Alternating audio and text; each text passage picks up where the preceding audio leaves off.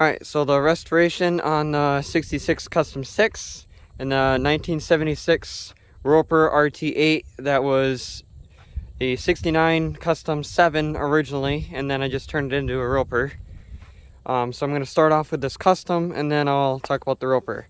So, start off the back and go to the front. I made that 3-point hitch, and I had to actually bend it up a little bit because it hit the fender. So I got that figured out. Center links are just like a cable tensioner. Not nearly as strong as the factory ones, but it does work. Made a new number plate. And then since I make my own decals, painted the shift knobs blue because the whole, red, white, and then I added the blue on there just to be cool. So I did that. Nice little accent piece. Had to make new side covers because they weren't there. They were missing. One thing that kind of sucks with both of them, it's kind of annoying, is the throttles are backwards. So it must have something to do with the engines that they had. They must have had them slightly different than the rest of them or something. This steering wheel, the whole center of it was all cracked, and actually part of it was missing. So I just busted the rest of it off, and I painted it chrome just to make it look good. So that's good enough. These tractors aren't trying to be perfect or nothing. I just wanted them to be somewhat decent. Custom, of course, has a Honda GX 160, and it kind of bothers me that that's not at least the same age as the rest of the tractor, since it is pretty nice looking. But one day it will get the correct engine.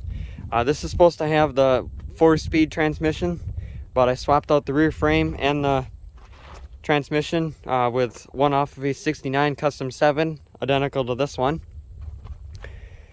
So that runs and drives. This one basically has the same thing. Custom made 3-point hitch. That was actually made to fit this fender that I also made. I actually had to make a lot of parts on this. So the fenders I made, 3-point hitch I made the seat cover. Steering wheel, I basically had to do the same thing as this one. This was the one on a 68 Super 12. It was bent and the plastic in the middle was all busted up and ugly. Made the side cover just like on the other one. And I also managed to make a front grille that looks somewhat decent. It's a little bowed down in the middle, but I mean, you just don't look at it right from the front. If you look at it from the side, it doesn't look that bad.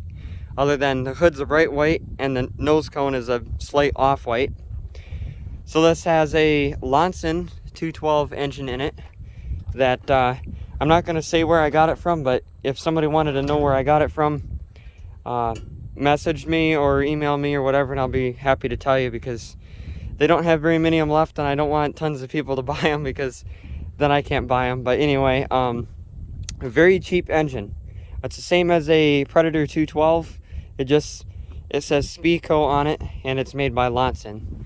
And the thing that's funny is, you probably can't see here. No, you can't. But it says the year is 2014. So maybe that's why it was cheap. So if anybody puts a different engine in a Custom, what you're probably going to want is a 1/2 by 70-inch belt. I zip tied that tag there because I tend to forget that. The decals on this I also had to custom make. So this was like an ST16 or SS16 decal. I printed it on normal printing paper, laminated it, cut it out, and then glued it on. And then this front decal I actually made with Microsoft Paint, of all things, and did the same thing. And this one has the number plate, I guess, oh, it's right here. And that is the model of this one, if anybody's wondering. And of course no serial number, because this was thrown together from parts basically.